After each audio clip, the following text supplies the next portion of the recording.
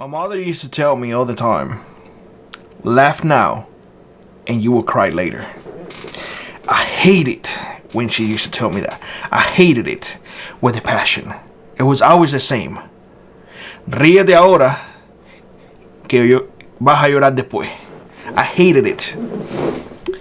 Well, I gotta tell you that folks wanted this.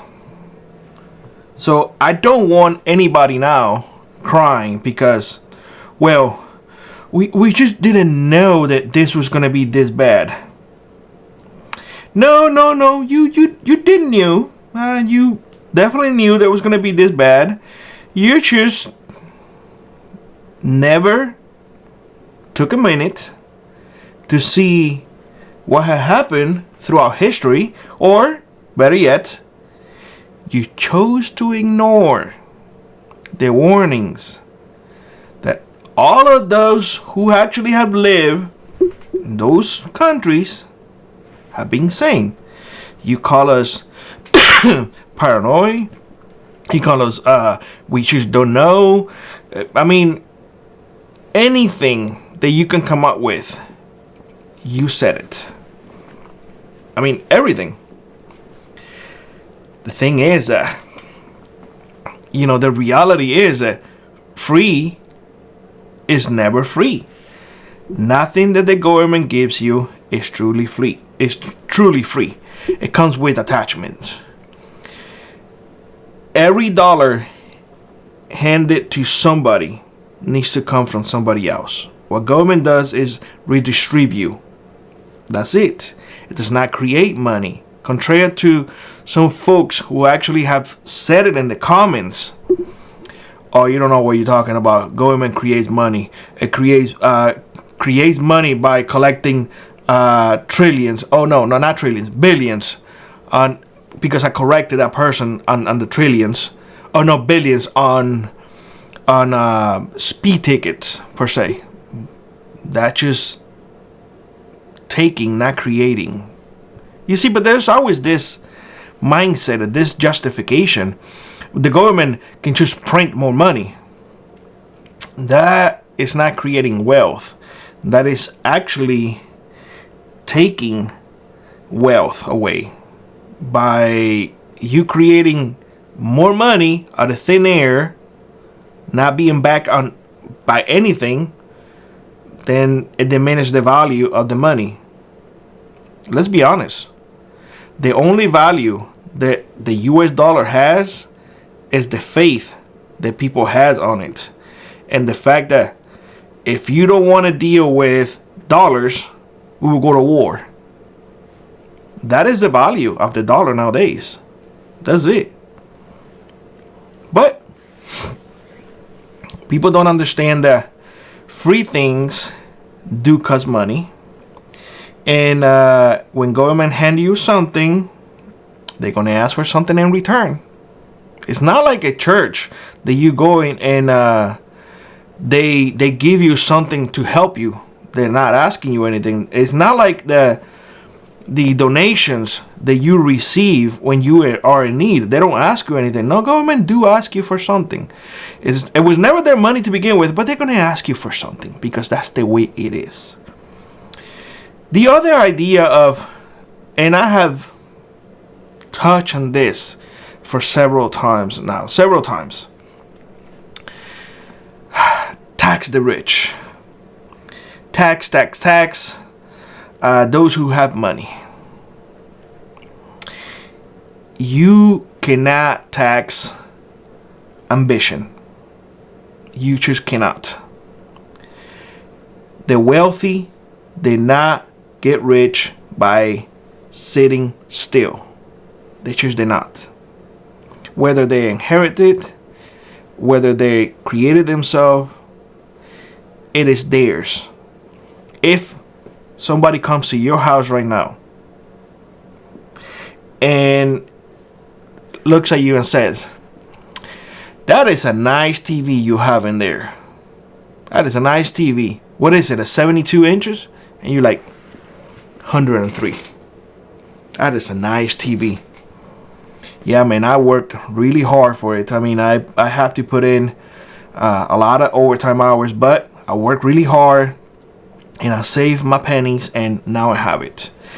And that person who's celebrating you having that TV says, well, but your neighbor doesn't have a TV. So how about we just sell your TV and we get two 13-inch TVs, and then you have one and then your neighbor has one, and we are all happy. How about we do that?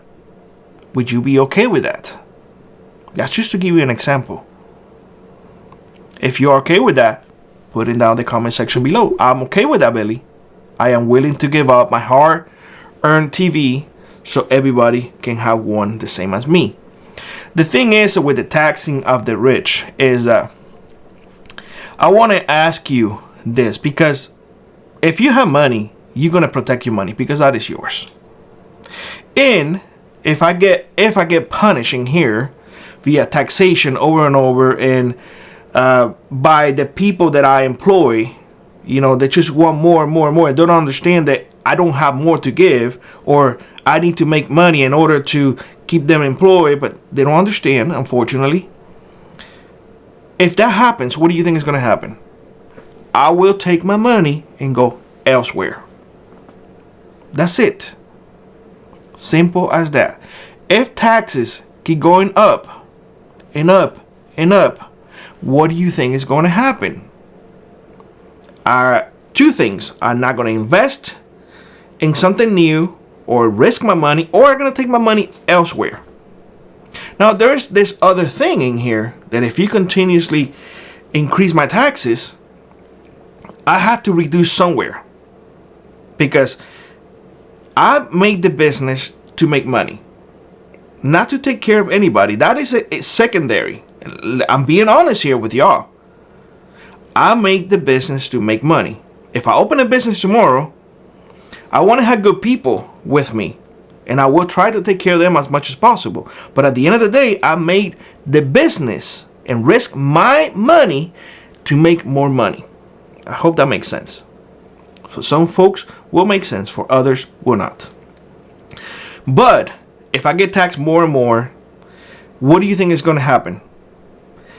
As much as I love the people in my company, the biggest cost that any company has is the people.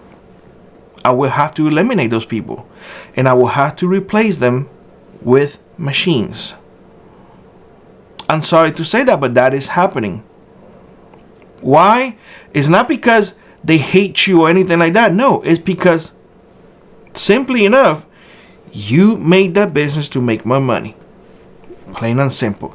And you cannot tax the rich to the point of where you're just going to pick up and leave. They're going to take all those jobs with them. Oh, we're just not going to hire people because you keep taxing me. Or flat out, it's just not going to open more business. You see?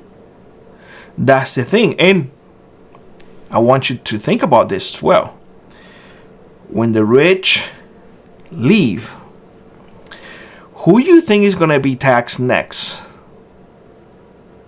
The middle class. Why do you think the middle class now is suffering so much? The middle class right now is barely surviving because the rich are leaving. You see? It's all a domino effect, and folks don't understand this. And unfortunately,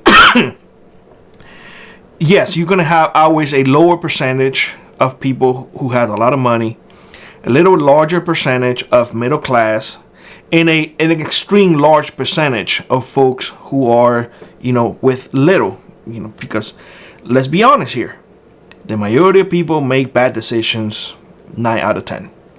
It's unfortunate, but that's just the truth. But yeah. And of course, once those middle class don't have anything else, who you think all of that is going to be passed on to you? Well, the majority. The majority who are considered the poor. There's no going around here. When they cannot tax the rich, they will tax the middle class. And when they cannot tax the middle class, everybody else is going to get taxed. But they're going to get their money, regardless. The promise of socialists is a trap, and it starts with the "we will take care of you." And to simplify things, it ends on the "you will own nothing and you will be happy." You know that in Cuba, the government can come, and if they want to build a baseball field, they can come to you. You had lived there for 30 years. And they can say, "Hey,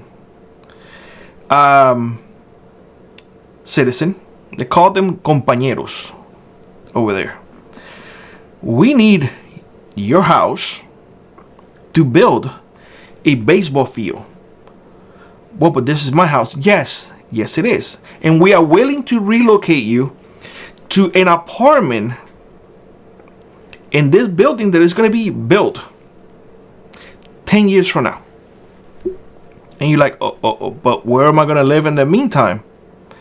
It's okay. We're going to start building after the field after the building is done. That is if they're nice. If not, they're like, "Well, we don't care. We're just going to guarantee you an apartment and that's it." But let's say that they are being nice. Now you went from a property with a backyard and everything to a property with a mere balcony, if you have a balcony. And you can complain all you want, but their argument is, well, but once we build this field, this baseball field, it's for everyone, and everybody can enjoy this baseball field. So you see, it's for everyone. You can come in here and play as well.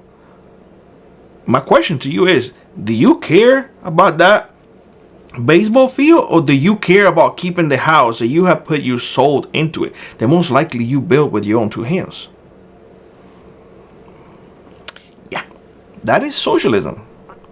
Once government controls everything, it controls you. Socialism controls pretty much everything. Energy, food, healthcare, everything. Schools, everything. You have no say whatsoever. Zero. Socialism has never worked. It will never work. And when people give you examples of those countries like, "Oh, but they have this socialist mindset," well, they're not truly socialists. Be honest. Don't regurgitate what others are saying. Do your own homework, and you will quickly find out that those countries are not socialists. They're just not. Do your homework, please. Now,